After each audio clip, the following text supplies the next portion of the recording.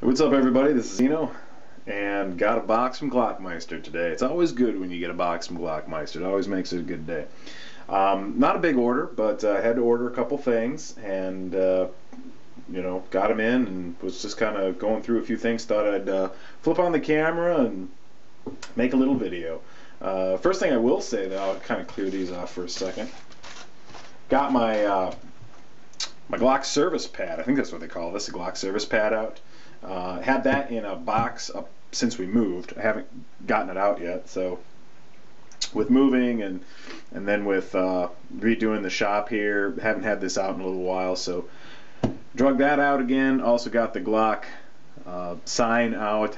Got that at a swap meet a few years ago, a gun show I should say, and it's nice to have that back up again. So a couple things I haven't had out since we moved. So here are some of the things I got. First off, I got a Hogue grip. This probably most predominantly people use it on Glocks, but you can use it on anything. You can use it on Berettas and all sorts of different guns, and I've seen them on pretty much everything that doesn't have a grip safety or something like that.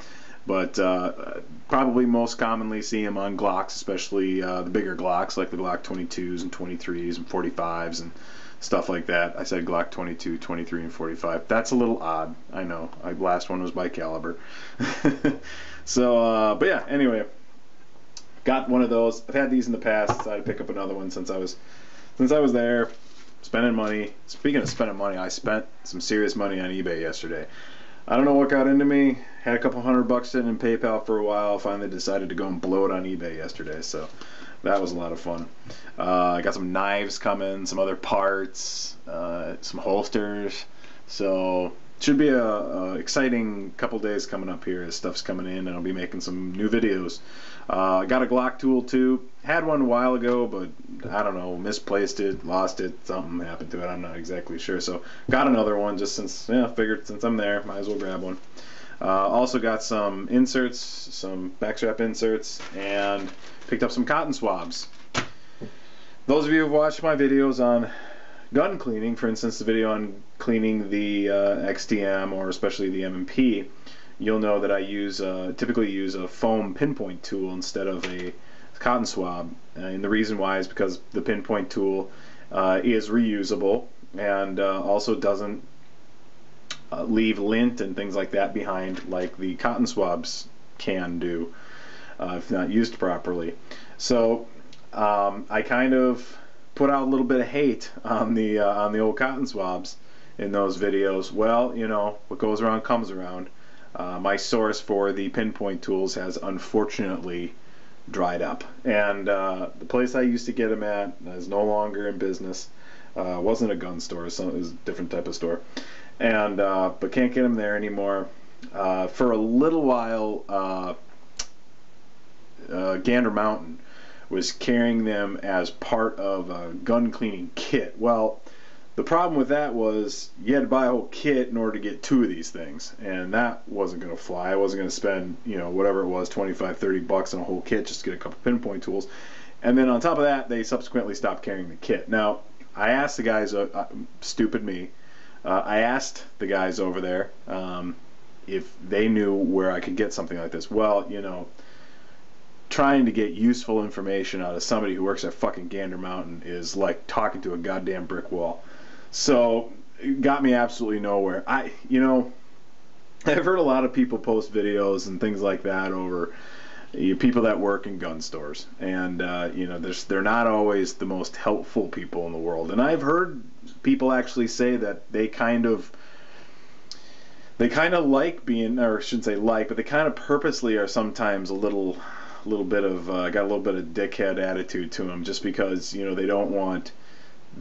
They kind of want to. This didn't come from me. This came from somebody else trying to explain this to me once, because he used to work in a gun store, and he said he kind of tried to be somewhat a little bit of an ass to some of the people that came in, especially newer people. They didn't know who he was, or he didn't know who they were, because you show them some guns and all that kind of stuff. If they go to buy something, and if they don't pass the the background checks and whatnot to buy a gun, you know, you kind of want to have them a little bit intimidated. You know, you don't want them to think that you're this super pushover nice guy salesman type. You kind of want to, you know, act like you're, you know, a little bit of a dick. You know, and if they go through all that process and wind up not being able to get the gun, you can just be like, well, you know, it's the way it goes.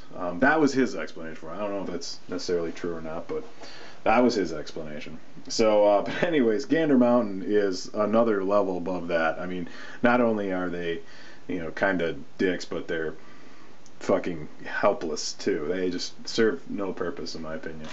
But, you know, I do go there from time to time. I hate going there, but I do go there from time to time. Usually just buying something they might have on sale. Some ammo or a gun case or something like that. If they have a good deal on something, I'll go pick it up. But for the most part, I try to do most of my gun shopping at my local gun store and online. So let's take a look at these things here. This was kind of the main crux of why I wanted to place the order at Glockmeister, was to get these backstrap plugs. And basically these little plugs, and they're kind of cool too. They say Glockmeister on them. Kind of neat. And these little plugs, I can grab my Glock 19 here, fill in that little gap at the bottom of the backstrap. So let's check this real quick. So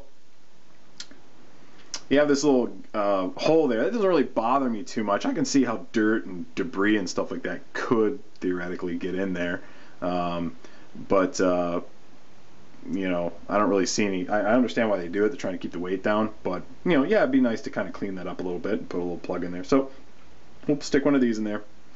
You just kind of bend that little button right there, goes in that little hole. You just kind of push that button down a little bit, slide it on in. There we go. Fills in that gap nice and clean. That way you got a little cleaner look to the gun. Kind of nice. Obviously it doesn't add a whole lot of weight to the gun. Still a nice lightweight gun, but definitely gives it a little bit more of a finished look. So, hey, exciting day tomorrow. Going to pick up my Glock 22, or excuse me, Glock 22, Glock 26, the baby Glock. Got one of those coming in a particular state that I live in. It's a 2-day waiting period, so went in the other day and grabbed that. So I get to go in tomorrow and pick it up. So I've been also getting some parts for it and stuff like that. Stopped by the gun store today, grabbed myself a grip extension for the Glock 26. This is the grip extension that adds 2 rounds to the magazine, so turns a 10-round mag into a 12-round mag. So I'll use that. Right now I'm looking for a good source for some magazines. My local shop is, in my opinion, a little on the pricey side. I mean, if I have to buy them there, I will, but you know, if I'd like to try to save a few bucks. Been looking around on the internet and, you know, not finding anything too exciting. Can't really buy a lot of that stuff on eBay. You know, they kind of frown on magazines and stuff like that. See, there's not really a whole lot out there. Gander Mountain doesn't sell Glock 22. I keep saying Glock 22, Glock 26 mags. At least the one by me doesn't, so can't get them there. So I'm kind of, I don't know. I think I might wait until next gun show comes to town. Comes to town a couple times a year over here, so I might wait till then. I might just buy 1 or 2 at the gun store. So I'd like to have a couple mags available for it. Speaking of grip extensions, a buddy of mine sent me a video this morning on YouTube for I think the guy's name was, I don't know, Gun Truth or something like that, hating on the Glock 26, saying that he wanted to sell it because his pinky doesn't fit on the grip. And he was, you know, he used some grip extensions and he didn't like them for some reason, and was all hating on his Glock 26 and wanted to sell it because his pinky didn't fit on the grip. And my response to that was, dude, if you don't like a Glock 26 because your pinky doesn't fit on the grip, you should have figured that one out at the gun store. That's no freaking secret. They're not trying to trick anybody. Your pinky does not fit on the stock, or excuse me, on the grip. Grip extensions work to an extent, but you know, it's not gonna be as good as if you have the actual grip, the correct size for your hand. The fit and feel of a gun in your hand is probably, I'd say, one of the most important things you take into consideration when you buy a gun. And if you buy a gun and then proclaim that you hate the way it fits and hate the way your hands on it and all that kind of stuff, you have officially failed at the gun buying process. Officially failed. You may have bought the gun because you like the way it looked, or because it's cool, or because some dude on YouTube shoots it and you like his videos or whatever, but man, if it ain't right for you, don't buy it. Don't just pass it up right up. Don't let your friends talk you into anything. You buy what's comfortable for you. And if you're posting a video that you hate a gun because of the way it fits, that's something that you can tell pretty quick. I've gotten some guns in the past I haven't been all that happy with, but I like the way most of them felt. In fact, I pretty much like the way all of them feel. They all feel a little different, but for me, they feel good. I don't buy a gun that doesn't feel good. If it doesn't feel good, I don't buy it. So I do have some guns I don't shoot. I don't like the way they shoot quite as much. Not that they don't shoot well, but I don't like maybe perhaps the way they shoot in comparison to other guns that I like better. But I've never bought a gun I've not liked. I bought some guns that I wasn't as crazy about as, say, my Glock 19 or my Smith & Wesson M&P.